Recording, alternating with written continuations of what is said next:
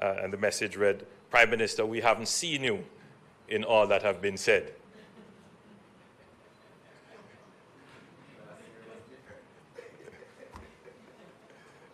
Well, let me say it in this way. There is a government that is made up of ministers, heads of entities, permanent secretaries, various public officers and administrators, and they all must do their jobs. And my job at times is to ensure that they are all well coordinated and that they're all doing what they're supposed to be doing. Yes, so sometimes you are leading from the front, and sometimes you are quarterbacking, as the Americans would say.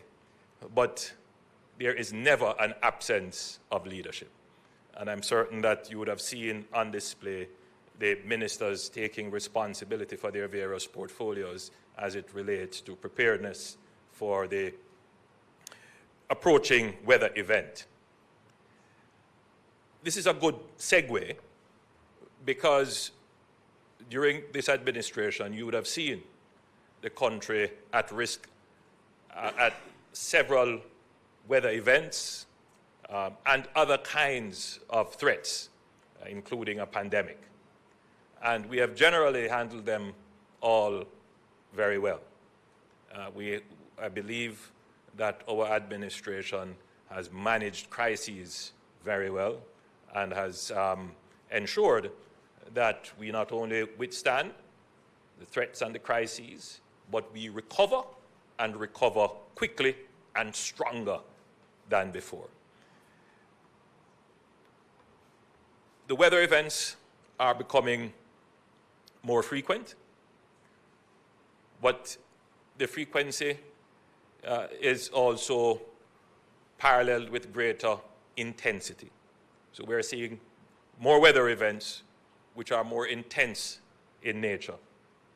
But we're also seeing these kinds of events overlapping. So you're seeing more weather events that are of increasing intensity, but before one is finished, another one is coming. So they are overlapping.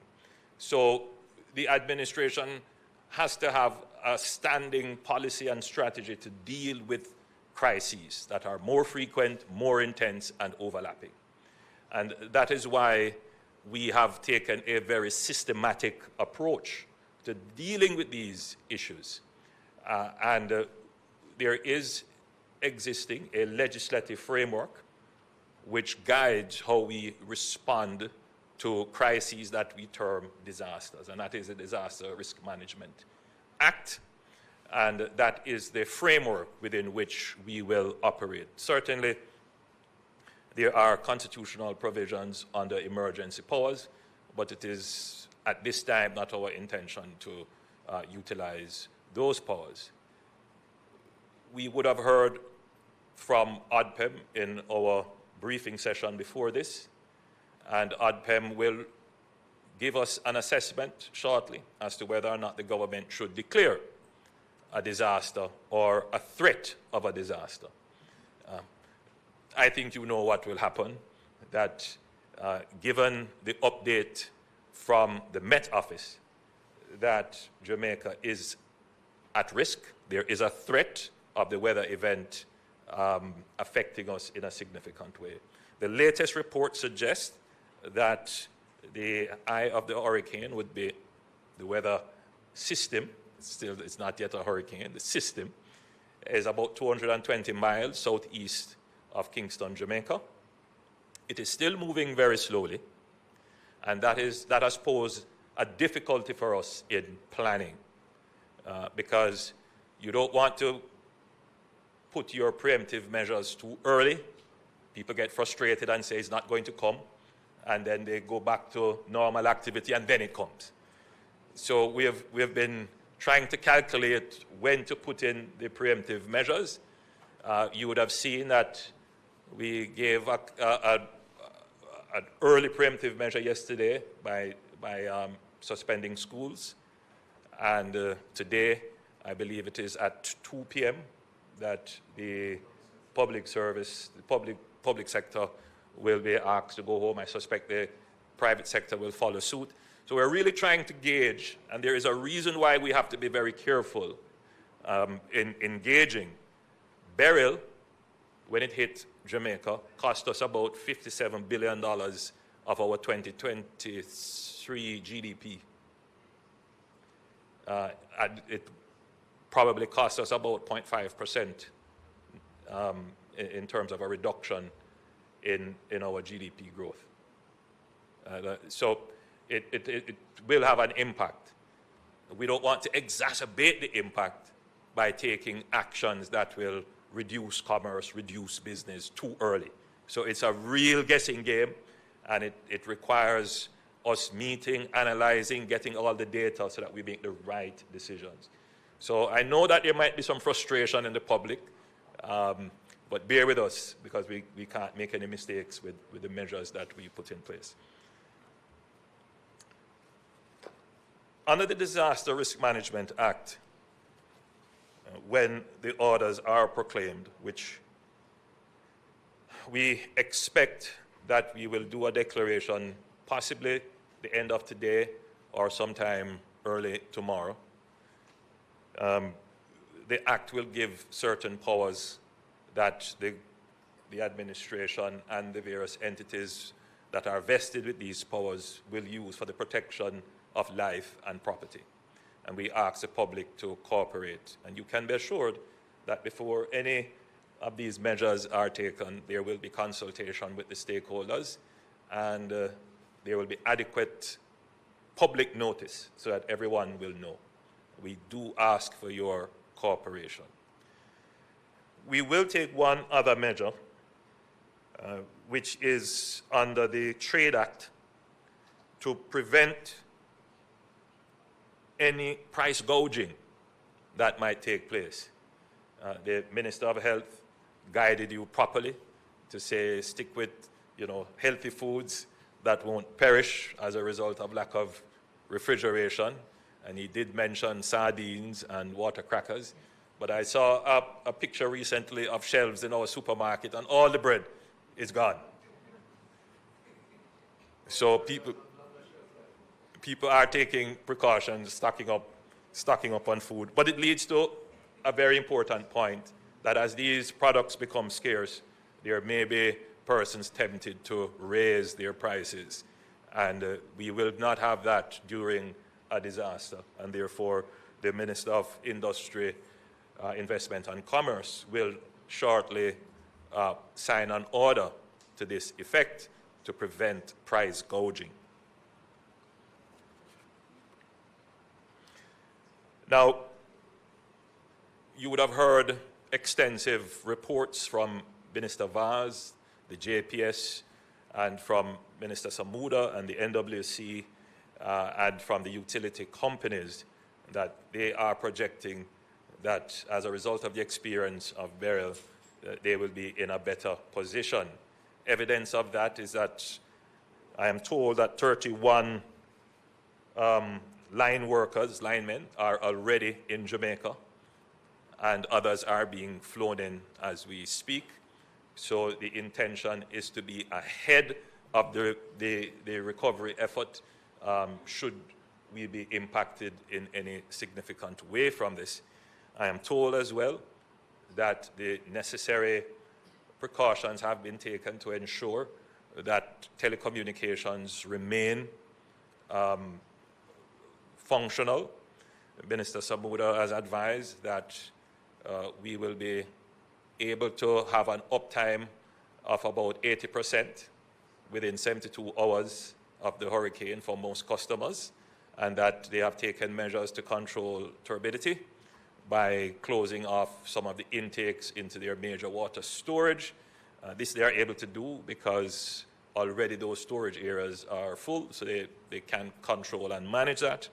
So we are expecting that if the event is a Beryl scale event, then we should be able to keep these services throughout as long as possible throughout the weather event if it does impact Jamaica. I'll make here another statement which is of import. During Hurricane Beryl, the loss of telecommunications was not so much because of the impact of the hurricane itself, but there was significant theft of fuel and equipment relating to telecommunications. We have indicated that we intend to amend the law to have stiffer penalties and to criminalize some of these acts because they do impact the entire economy and should be treated with more severely. In lieu of the amendments to the law, the security forces have been alerted that special attention ought to be paid to these critical infrastructure which are necessary for the continuity of government and for the continuity of business and indeed for public safety. So, Commissioner of Police, you have been tasked specifically to ensure that there is no break in our telecommunications and to ensure that these criminals who would want to take advantage of the disaster to exploit our telecommunications infrastructure, that they are dealt with in the harshest way. The JPS has informed that they have already taken steps to clear vegetation from their lines. That is indeed good news. They had already started work in restoring their lines and strengthening the infrastructure. So I'm expecting that we would not have a fallout as we did during Hurricane Beryl.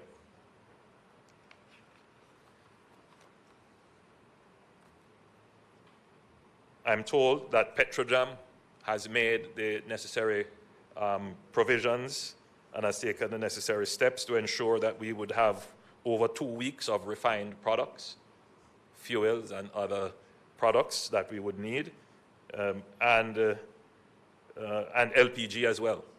So during and after the disaster, even if no ships were to come in, we would have at least 2 weeks of supplies.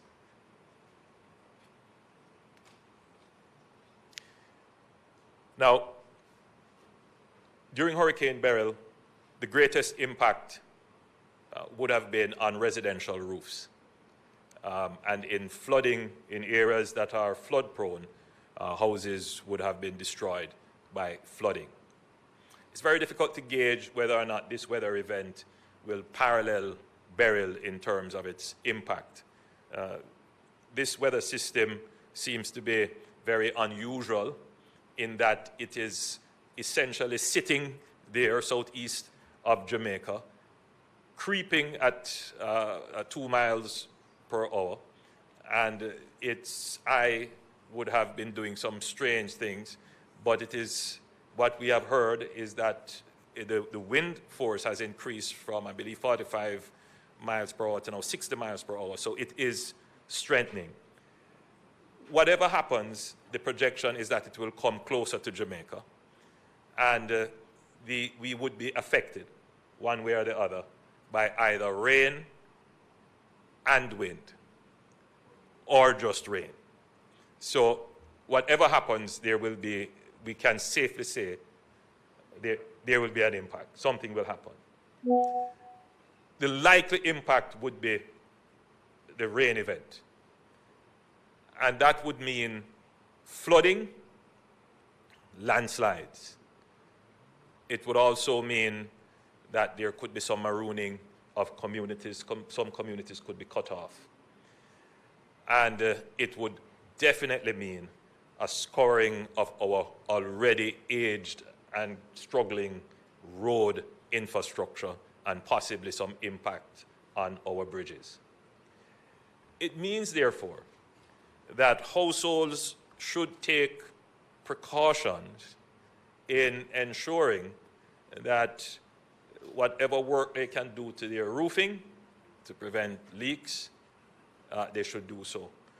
When we flew over the affected areas for Hurricane Beryl and we saw the roof damage, and then when we landed and saw the damage up front, what was clear is that the roofs that were damaged did not use the building code requirements in their construction. It is not too late to make adjustments and modifications to ensure that your roof is protected. The government will launch a very comprehensive humanitarian and recovery strategy after the event. But for that to work effectively, the beneficiaries, the people who would require support and assistance, must have identification. There is a view that because it is a disaster, all the rules are suspended. I hasten to advise everyone, in particular the permanent secretaries, the heads of departments and the accounting officers and the ministers, there is no suspension of accountability rules, even in a disaster. And every dollar that is spent has to be accounted for. The same people who are screaming that we need it now, are the same people who will turn around and say, where did you spend that money? So there is no break in accountability. And we ask the cooperation of our citizens in providing proper identification so we can track where the benefits go, who received the benefits, and for what reason. This is also important when it comes to not just accounting to ourselves, which we must, but it is highly likely that we will get international donor funding and philanthropic support. And they too require that the resources that are given philanthropically is accounted for. So there would be an accounting process. So in practical terms, because this is going to be a weather event that is likely to be a heavy rain event, you should protect your important documents. Put them in a Ziploc bag, tie them up in a plastic bag, keep them somewhere safe, because we're going to need to be able to identify you in order to facilitate a very quick recovery process. If you live on gully banks, if you live in river courses, if you live in areas that were flooded during burial, expect that this will happen again, that there will be flooding. Take the necessary measures. I have not yet said evacuate, but if we declare a disaster, evacuation orders will be in effect, and that will be, as I said, within another few hours we should be able to declare that. But I'm putting everyone on notice. If you look on the map there, you will see that we have already scoped out the areas that are at risk. We will publish those, and we will call up the names of the communities to say, be prepared, be alert. In terms of transportation for evacuation, the Ministry of Transport is already prepared. The JUTC buses are already alerted to the need for evacuation, so we will provide some amount of public transportation. If it becomes necessary, the toll roads will be open to allow persons to move more quickly and safely. So we are prepared in that regard as well, and we encourage persons, if you're called upon to be evacuated, take the opportunity and leave the area. I want to say a bit about information. You can't give too much information during a disaster. And this would be now our third press conference on the matter, third or fourth? Third press conference, and we keep informationalizing the public, and that is for a reason, because there could be persons with nefarious intent, or just mischievous intent, or just for fun, could provide information that is misleading, which could lead to disastrous consequences. So we have to be out there putting information in front of you all the time. And I would encourage all Jamaicans to pay attention to the official information sources, the Met Office, the Office of the Prime Minister, ODPEM, my pages, JIS, and of course the Ministry of Education and Information. So all our official pages, and you can rest assured that all the pages are centrally coordinated. And just to say a word on the central coordination, ODPEM is the entity that is charged with the central coordination of Jamaica's disaster preparation and response. And they play some role in, a significant role actually, in recovery. But certainly at this phase of the disaster and during the humanitarian and relief effort and in the recovery effort. In terms of roadways and other infrastructure, Minister Morgan would have said that we have already allocated $400 million. Again, we have to be cautious. When do we make the allocation? And when do we commit the public expenditure? I think we have a good measure right now, and we have done a good balance in giving all constituencies a minimum threshold of about $3 million, and that is to be used for drain cleaning or other civil works that is necessary to prevent flooding and landslides if possible. As the storm comes closer and we are able to project the areas that are going to be specifically impacted, then we will consider making other allocations. Now, I want here to say that the government does not have an unlimited source of revenues to respond to this event. But in the last 10 years, Jamaica can say that it has achieved a certain level of fiscal resilience, meaning we are able to respond to disasters, particularly without necessarily borrowing.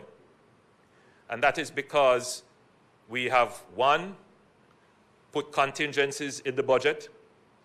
Two, we have a disaster fund that is funded, and we have parametric insurance that is in effect, and we have catastrophe bonds that are in effect, and we have certain borrowing arrangements conditional on a disaster.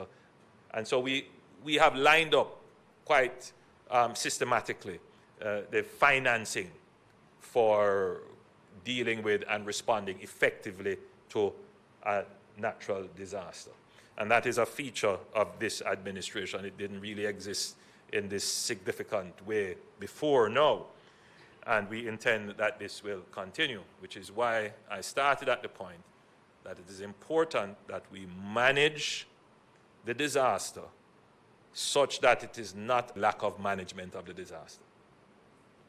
And that is what your administration is doing. Yes, it will have an impact, but we're going to use management to minimize the impact so that we can continue to grow.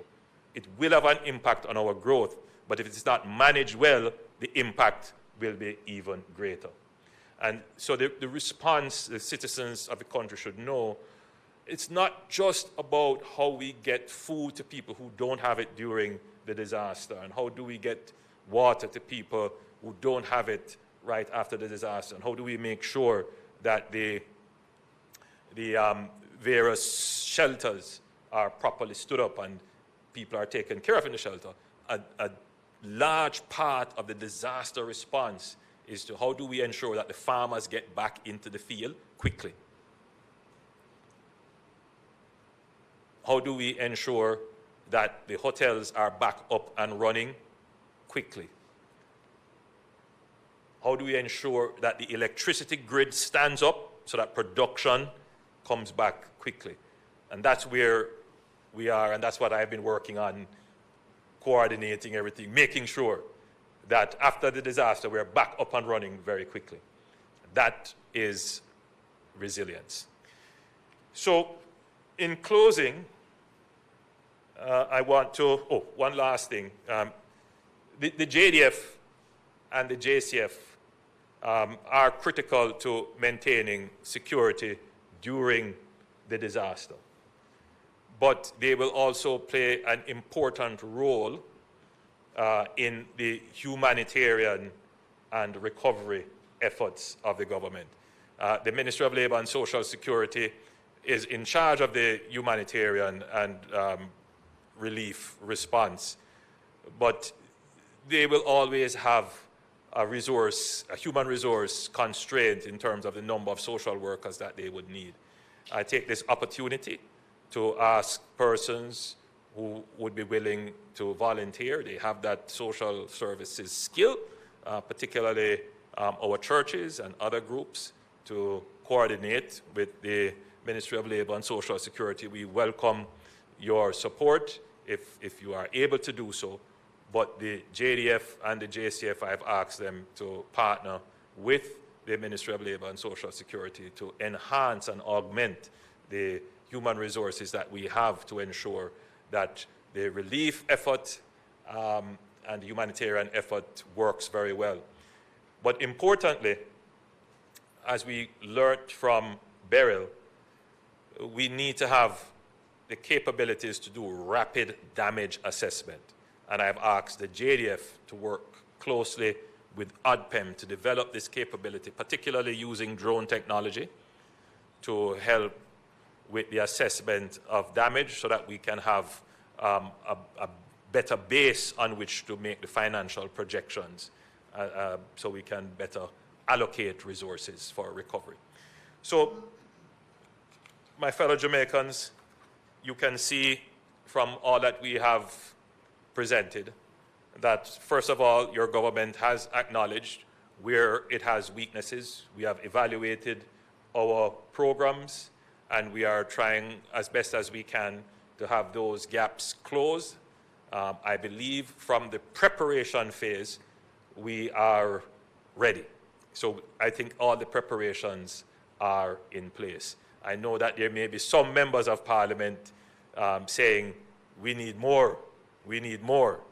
I can hear it. And I can also hear the councillors saying, we need more, we need more.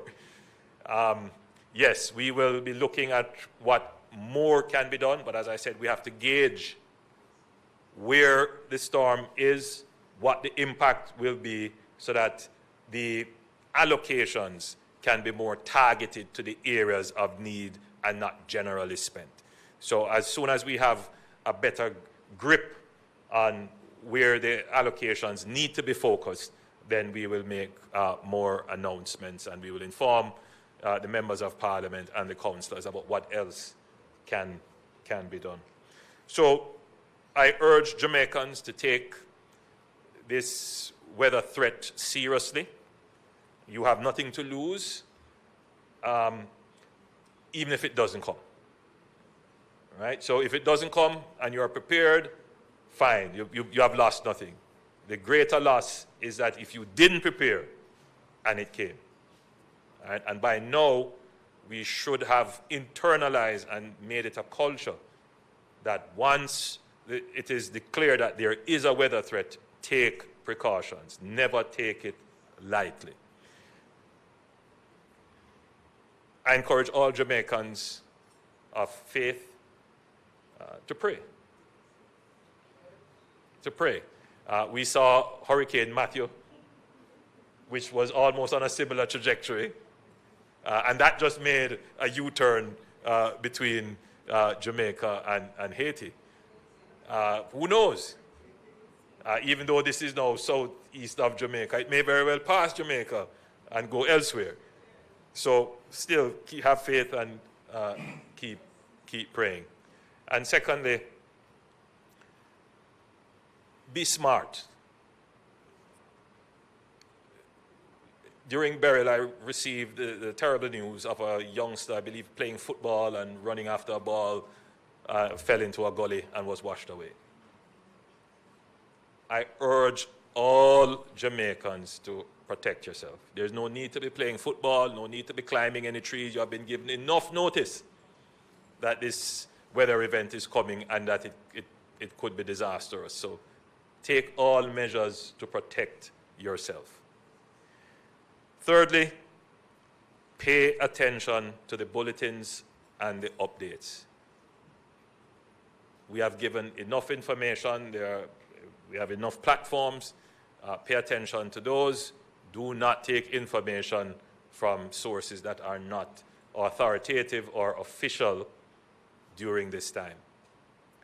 And finally, every citizen has a duty to protect your life, obviously, but your property.